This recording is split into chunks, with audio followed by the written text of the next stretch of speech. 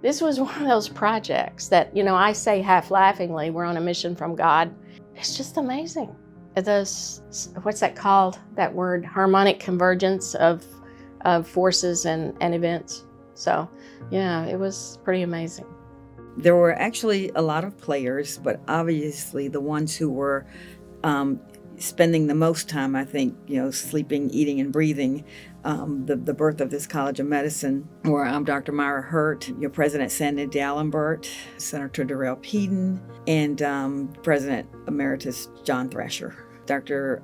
Sandy Dallenbert was president of Florida State University at the time. Dr. Myra Hurt was director of the PIMS program, the Program of Medical Sciences program, which we often refer to as sort of a precursor, to the College of Medicine. And what that was a structured pre-medical program here at Florida State, where if you were sure that you wanted to go to medical school, you could apply through PIMS, because FSU didn't have a medical school at that time. It didn't exist.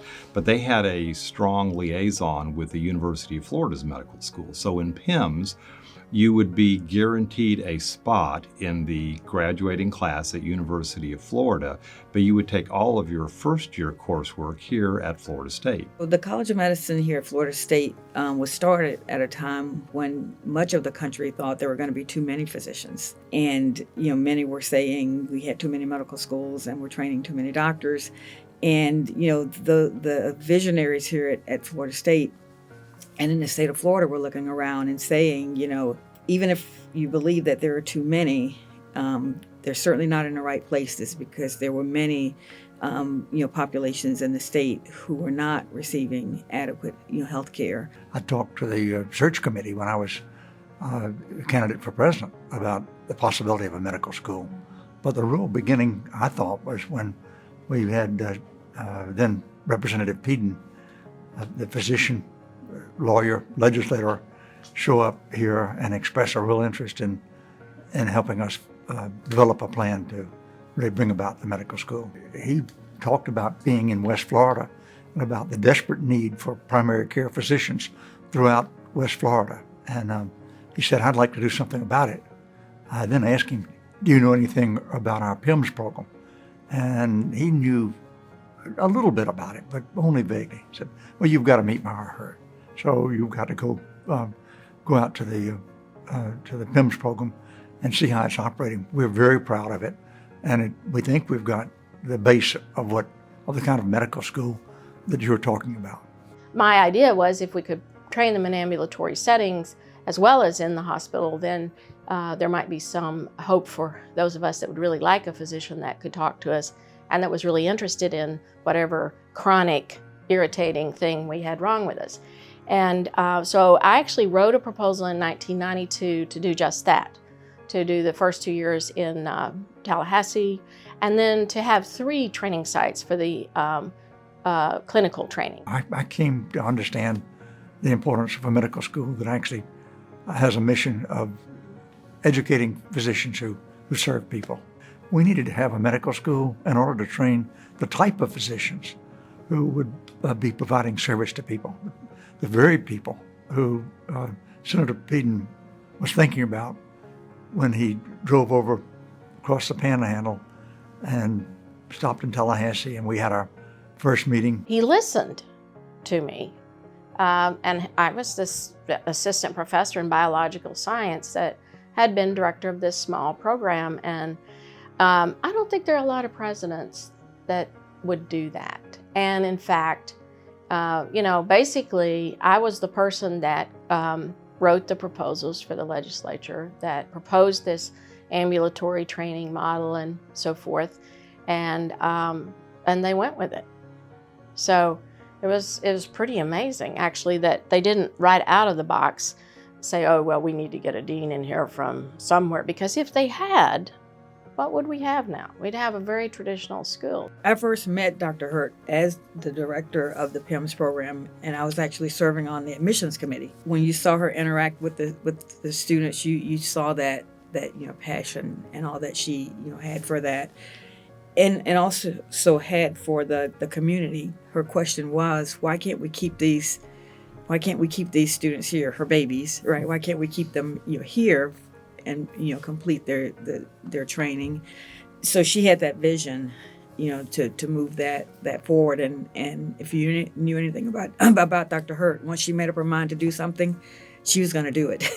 So Dr. Myra Hurt was an incredible visionary. Somehow she was able to combine her brilliant mind with this warmth and love for the medical students. I remember during the early days, we weren't sure if our medical school was going to become accredited, and if all those hours that we spent, if they were going to mean anything, if we're going to leave there with a degree.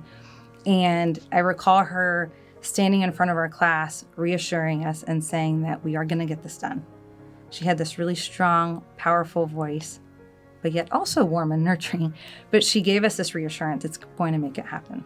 And she did. I am absolutely confident that this school is going to be accredited before the end of the summer. I know that. Nobody has ever brought an antitrust suit against the AMA or the AAMC. We're not going to do that. We won't have to do that, but let me tell you this, if we had to, we would. We're here today to formally and officially announce that Florida State University's medical school has received full accreditation. Moments like this you always hear are anticlimactic. This is not an anticlimactic moment, it's a climactic moment. We've got a fully accredited medical school, and that's really big news for Florida State, big news for Florida, and quite frankly, it's national news because it's the first time in 25 years one's even been started, much less accredited. So we're really happy today, and we're celebrating. As you can guess, that was a unique group. Their job was to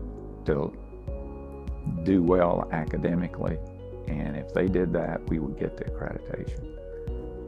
They were great supporters. They did whatever needed to be done. We didn't have any trouble with that group of students. They were great partners in putting this together.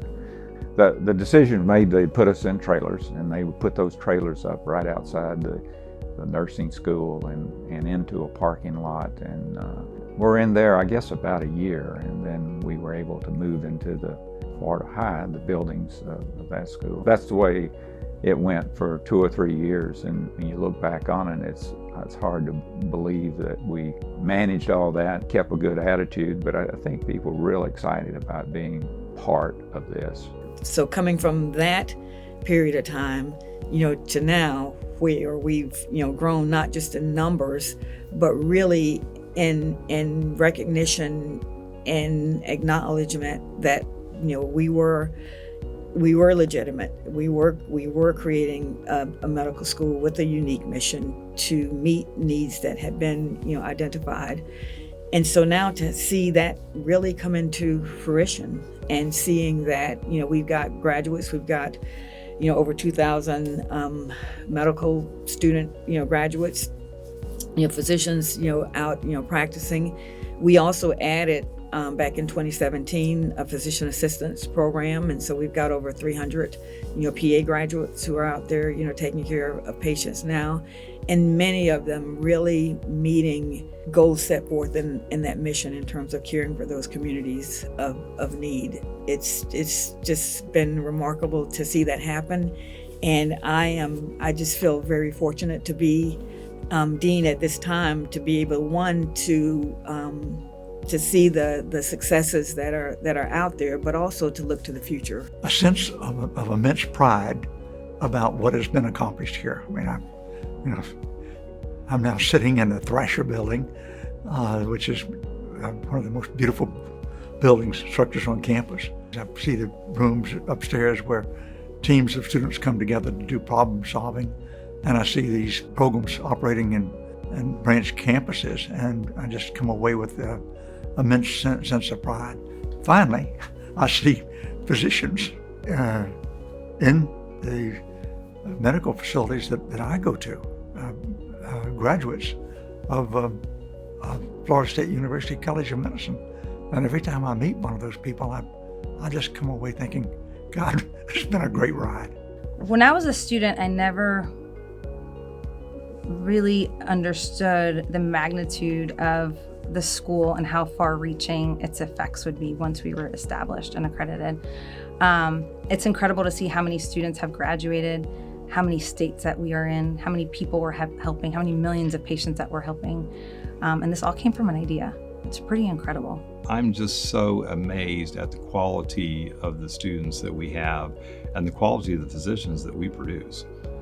FSU College of Medicine, I think, has a very unique role and is very good at producing physicians who engage in the community, who care about the patients, who can communicate with the patients in a way that they understand, and engage not just the patient, but their whole household and the community itself. And so going forward, I think that FSU has in the past and will continue to promote that. I see FSU going out into places with residency programs, with places like Panama City, with the alliance that we're now forming with Tallahassee Memorial Hospital, to just strengthen that continued commitment to providing really excellent care that is patient-centered. I recently spoke with Dr. Nuri Hashmati about his class. He was part of the inaugural class at the FSU College of Medicine, and he really emphasized the point that him and his classmates really put great value on creating opportunities and outlets for students to be able to give back to the local community when they were here in Tallahassee. And I think that is one of the main missions of FSU College of Medicine, that when you look back through its history, we're a fairly young school, but in this relatively small time that we've had, we've really lived by that mission. And I just want to assure alumni as well, that mission lives on to this day with the acts and the goals that current students are directed towards as well.